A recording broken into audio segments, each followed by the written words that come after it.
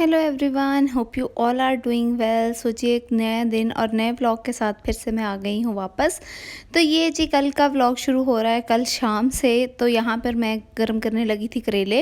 अगर आपने मेरा इससे पिछला व्लॉग देखा होगा तो आपको पता होगा कि हमारे घर कीमा भरे करेले बने थे, जो कि मेरे हस्बैंड की फरमाइश पे बने थे।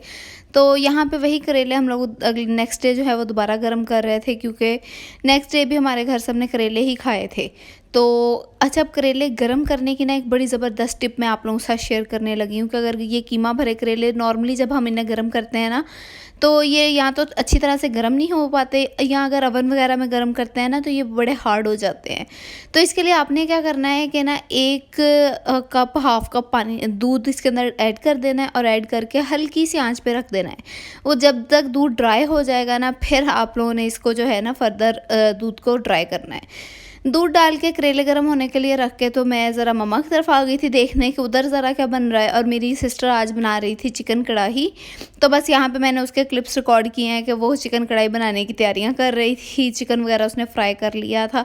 अच्छा, कढ़ाई बनाने की मुझे लगता है बेशुमार रेसिपीज़ है, आप जितने मर्जी तरीक़ों से चाहे बना लें।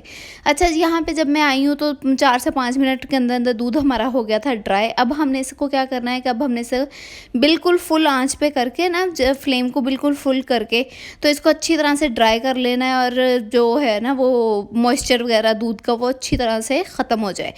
उसके बाद हम लोगों ने खाना शाना खा लिया था। मेरी सिस्टर इन लॉ भी आई हुई थी तो उसने कर दिए थे बर्तन वॉश, मैंने बना ली थी चाय, और साथ में ये नेक्स्ट डे के लिए भिंडियाँ मंगवाई हुई थी, क्योंकि मेरा भिंडी खाने का बहुत शदीद दिल कर रहा था। तो बस यहाँ पे साथ साथ हम जो है वो मैं बना रही थी चाय। उसके बाद चाय शाय बनाई है तो काफ़ी टाइम हो गया था, रात के तकरीबन 11:30-12 बज गए थे। और नेक्स्ट डे जाना था मेरे हस्बैंड ने वापस, तो बस मैं उनके कपड़े जो है वो प्रेस कर रही थी।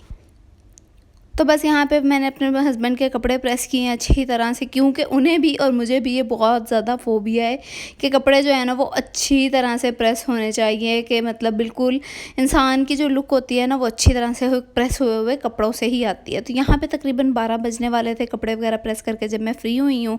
तो उसके बाद यहाँ पर किचन में आई हूँ, अजान के लिए बन रहा था ये बनाना शेक, और यहाँ पे हमारे लिए बन रहा था दूध सोडा। ऑल्दो मुझे दूध सोडा बिल्कुल भी नहीं पसंद, लेकिन जैसे गर्मी आई है ना अचानक से, तो बस मेरा दिल कर रहा था, तो हम सब ने यहाँ पे दूध सोडा बना के पिया था। तो आई नो कि it is not good for health, but चले कोई बात नहीं, कभी कभी चलता है। और साथ साथ अजान जो है वो अपना शेक खुद बना रहा था। तो जी यहाँ पे हो चुका है नेक्स्ट मॉर्निंग शुरू। तकरीबन 5 बजे का टाइम था, 6 बजे मेरे हस्बैंड ने जो है वो निकलना था वापसी के लिए। मैं उनके लिए बना रही थी नाश्ता, फ्रेंच टोस्ट। वो बड़े शौक से खाते हैं, तो बस मैं फ्रेंच टोस्ट बना रही थी। और फ्रेंच टोस्ट की ये रेसिपी ना, मतलब ये क्वांटिटी अगर आप बनाएंगे तो बेस्टेस्ट फ्रेंच टोस्ट बनेंगे। 2 चम्मच 2 टेबल स्पून पिसी हुई चीनी, 1 अंडा, उसके अंदर 5 to 6 टेबल स्पून जो है वो दूध आप ऐड कर लें, और उसके साथ जो है वो आप 2 पीसीज बनाएं। इसमें आपके 2 से ज़्यादा पीसेस नहीं बन सकते।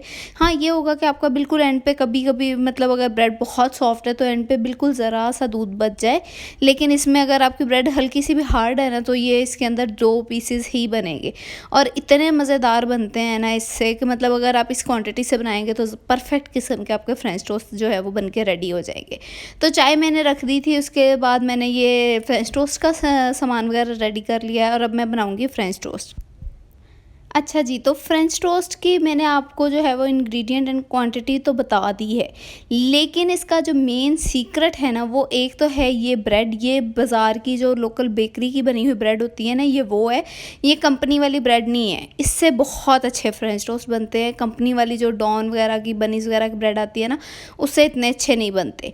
ठीक है, एक तो आपने ये चीज़ ट्राई करनी। और दूसरी चीज़ जो सबसे बड़ा इंग्रेडिएंट है ना, फ्रेंच टोस्ट को कभी भी नॉर्मल घी में ना बनाएं, बटर में, किसी चीज़ में ना बनाएं। फ्रेंच टोस्ट को हमेशा बनाएं देसी घी में, और बहुत तेज़ आंच पे कभी भी ना बनाएं। ना जलते हुए तवे पे फटाफट डाल दें, और ना तेज़ आंच पे बनाएं। ये देखें यहाँ पे मेरे मज़ेदार से सॉफ्ट से जो है ना वो फ्रेंच टोस्ट हो गए थे रेडी। तो बस यहाँ पे नाश्ते की ट्रे मैंने किया रेडी, और अपने हस्बैंड को दे दिया है नाश्ता। और ये जो मेरे फ्रेंच टोस्ट है ना, ये मेरे घर में सबको बहुत पसंद है और सब कहते हैं कि इससे अच्छे फ्रेंच टोस्ट कोई नहीं बना सकता। खैर मेरे हस्बैंड चले गए थे नमाज़ शमाज़ पढ़ के, उसके बाद मैं सो गई थी। उसके बाद हम लोग उठे हैं अपने नॉर्मल टाइम पे। तो यहाँ पे जी साथ साथ भिंडी बनने की तैयारी हो रही थी, क्योंकि आज बननी थी हमारे घर भिंडी। तो उसके लिए टमाटर, लहसुन, अदरक, भिंडी फ्राई करके सब कुछ रेडी हो चुका था। और साथ साथ यहाँ पे दूध वगैरह बॉयल हुआ है, चाय बनी, और ये नाश्ता लेकर मैं और मेरी सिस्टर इन लॉ आ गई थी मम्मा की तरफ, क्योंकि जो अज़ान है वो तो मम्मा की तरफ ही रहता है। उसके बाद नाश्ता वगैरह किया है, ऑयलिंग की है, और इतना ज़बरदस्त ऑयल जो है ना वो मैंने बना लिया है, इतना ज़बरदस्त ऑयल कि इसके रिज़ल्ट्स मैं आप लोगों के साथ बहुत जल्दी शेयर करूँगी, और ये भी शेयर करूँगी कि मैंने किस तरह से बनाया है। इतना कमाल है ना कि आप लोग भी फ़ैन हो जाओगे मेरे। खैर उसके बाद ये देखो, ये अज़ान आया नहा के, और इसको मैं कह रही थी कि टॉवल नहीं उतारना, और ये अंदर से चूहा सा निकला।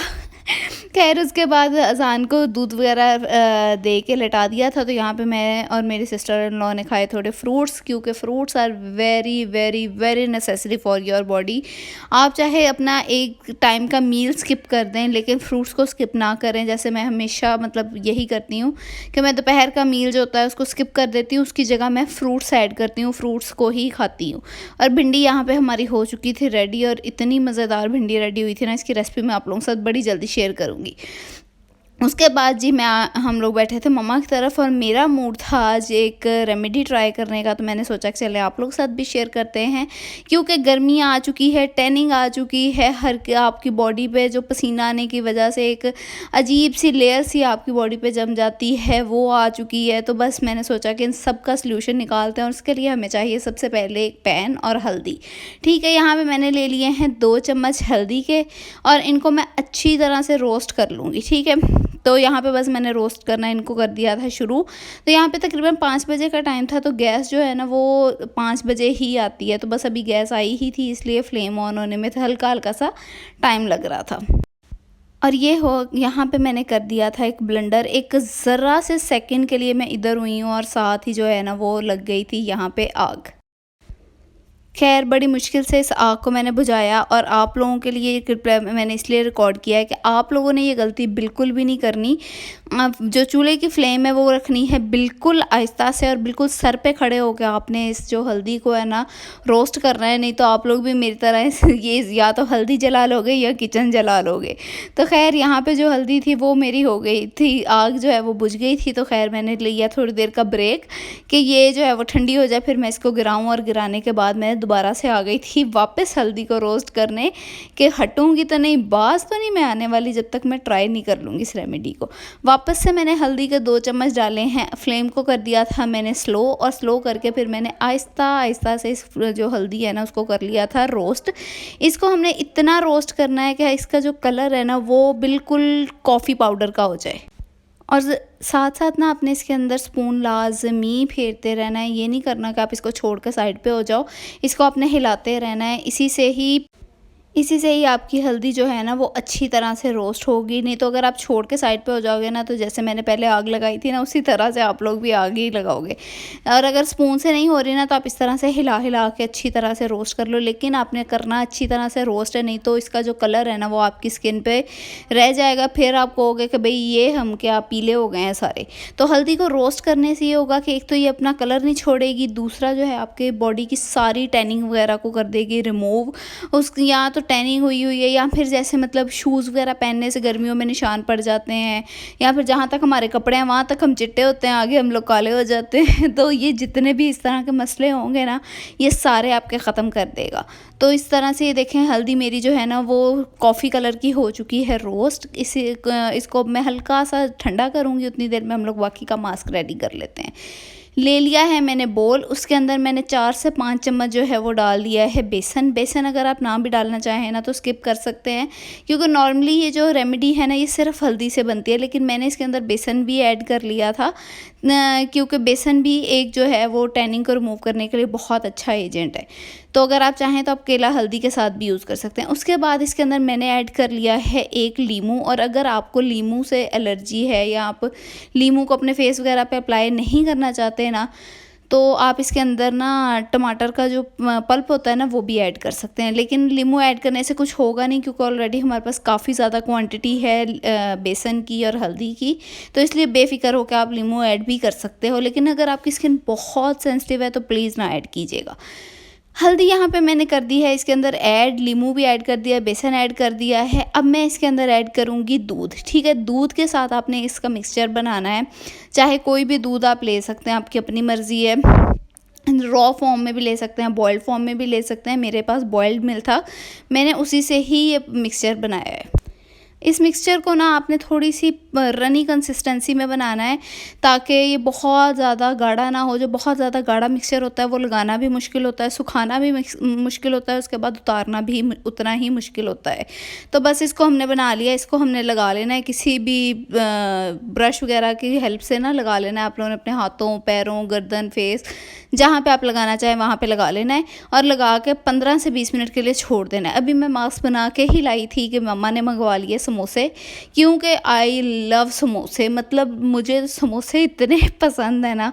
तो बस हम लोगों ने फटाफट से खाए हैं समोसे और उसके बाद मैंने फिर ये मास्क अप्लाई किया था और अप्लाई करके फिर शावर वगैरह लेकर तो मैं हो गई थी फ्री।